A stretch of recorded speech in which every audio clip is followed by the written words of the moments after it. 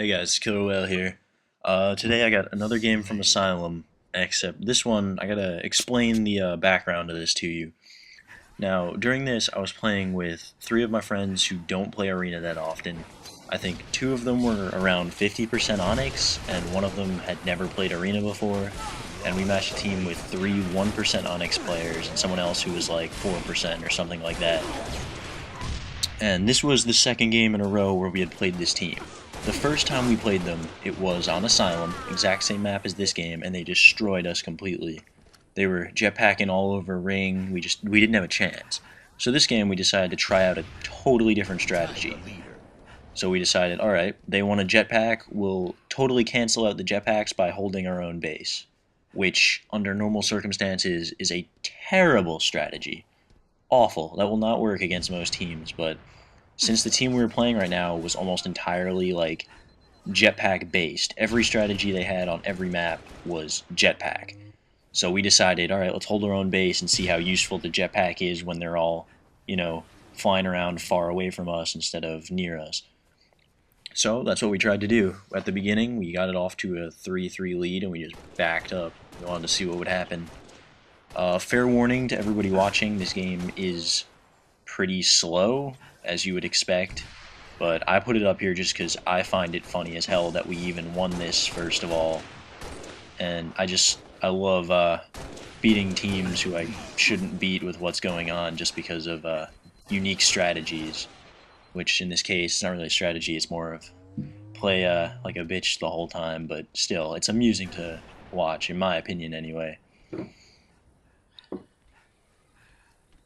So, I see this guy coming, grab out my shotgun, wait to see if he'll move up a little bit, and sure enough, he tries to, and shotgun, nope, not gonna sneak up on us. And I immediately just run away, my teammate ends up going up underneath them and killing the other one who was hiding around there. Now, we got the lead by 2, just holding our own base, we're not going anywhere near them, because we know from the previous experience, these guys knew how to jetpack, they were gonna beat us if we tried to hold Ring. Now, if you try to do this strategy, which I don't advise unless, you have to make sure you keep control of your sniper box, like where we are right now, because if the other team gets into that sniper box, you are completely trapped in your flag and in your rocks. You have nowhere to go, you'll be getting shot from plenty of different angles. You just need to make sure you are holding that snipe box to the best of your abilities, which I made perfectly clear to my team. I told them, if I'm not over there, try to be there as much as you can. So for the first time this game, I find a sniper. I want to see what I can do with it. I'm going to try to use it more to keep them away from us than to actually, be like a full-on sniper. I'm just letting them, putting out some shots. I've only got 2 left in this one, but if you do have the sniper, you want to just make sure they are staying away from you, that they know you have it, so they know you're a threat, and they'll just be a little bit more cautious. See, what's happening here is their whole team is still holding middle and sort of like poking out to try to fight us, when, a competent team, like these guys know that they can probably beat us because they've done it last game fairly easily. But a competent team in their position would have immediately just, rushed us, switched to sprint, and just gotten all their players into our base, tried to kill us quick, and set up some sort of spawn trap. But the whole game, they really just, most of their players stayed in middle, and occasionally they would send in 1 or 2 players at a time, and we would easily take them out, because it was like a 4-on-2. Winning 10-5, like 4 minutes into the game, just holding our base, doing our best to not get killed by their snipers. See, there we lost our snipe box for a second, and plenty of enemies started coming in from different angles of our base, though very luckily our team got a couple of good spawns. We ended up not losing that bad. I spawned in Ring, which is just great. So, they pushed up into our base, we spawned in middle and actually pick up a few kills, and I grabbed the sword. Pretty much game changer right there. If you can use the sword smart in your own base, you can probably not die for the whole game. So I pick up 1 kill and just run out of there. Try to stay alive as long as possible.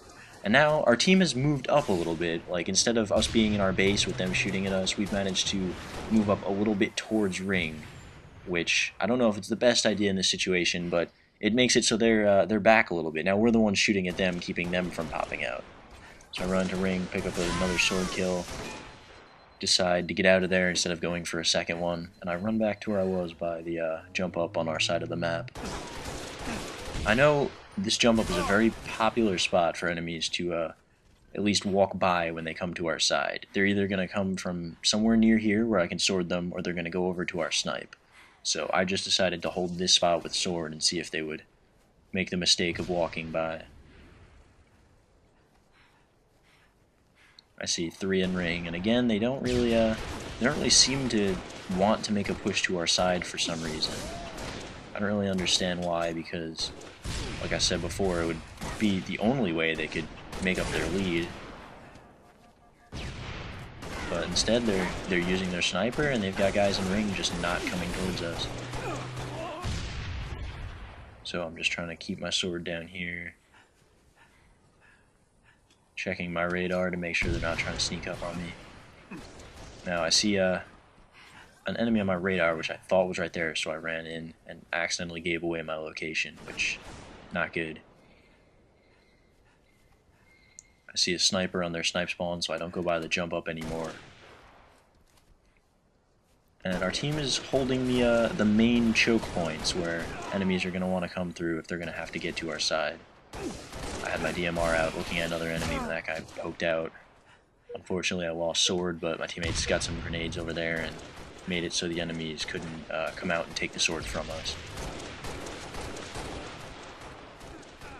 Yeah, a very important part of, I guess, if you're going to use this strategy is you gotta listen to callouts, because one enemy getting behind you can ruin the whole thing. So if your teammates call something out, you're in a position to look at it, you better just put shots into it.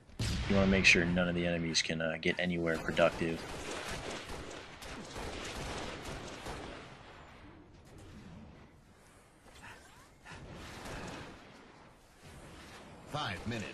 Once again, just sort of a main choke point here where if enemies want to come to our side, they're going to have to come across Snipe Bridge. So I just waited there for a minute to see if any would come. And if they did, I could shoot at them, call them out for my teammates, and have them weak by the time they got there. Nice blainer on me right there. He must have been listening to some teammates' callouts for that one, because he wrecked me the instant I poked out.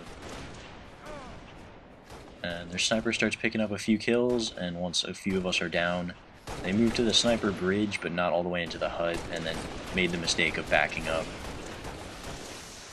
I see my teammates fighting in ring, so I really want to make sure he gets away, or at least some time to run, so I try to help.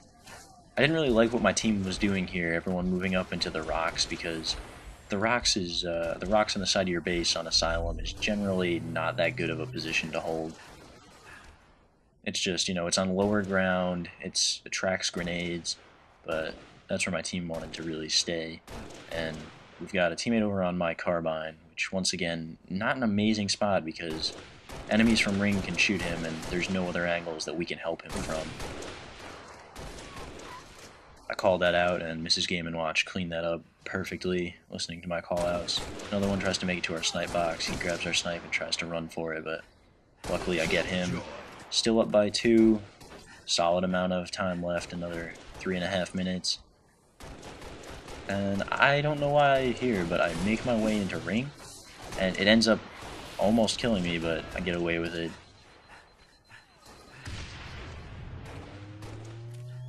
Now, 3 enemies over on top of our snipe starts to worry me, so I come back, I tell our teammates, alright, everyone gets a flag, we gotta push our snipe all at once and see if we can get him out of there. And right here is just a beautiful bit of teamwork when I turn this corner over here. I charge my plasma pistol, I want to make sure I'm ready if anyone's in here. I turn around, check there, nobody turn around, sword guy. With the plasma pistol, exact same moment, teammate of mine puts shots into him, cleans him up before he can get me. It's like listening like that is the difference between winning and losing games against good teams.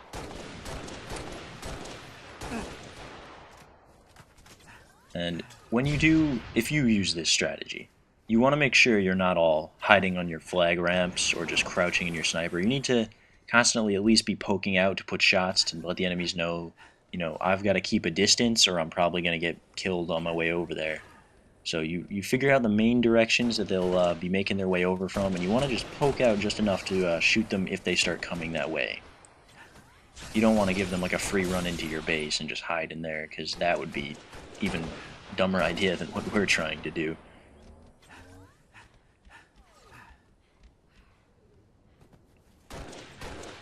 So we're down to 2 minutes. It's around this point where the other team's gonna start panicking if they're not, in the lead, or if it doesn't seem like they'll get the lead back. And around this point, just remember you can capitalize on enemies' mistakes, because at this point they're gonna start pushing with people in the wrong positions, people over eager to try to tie up the score again.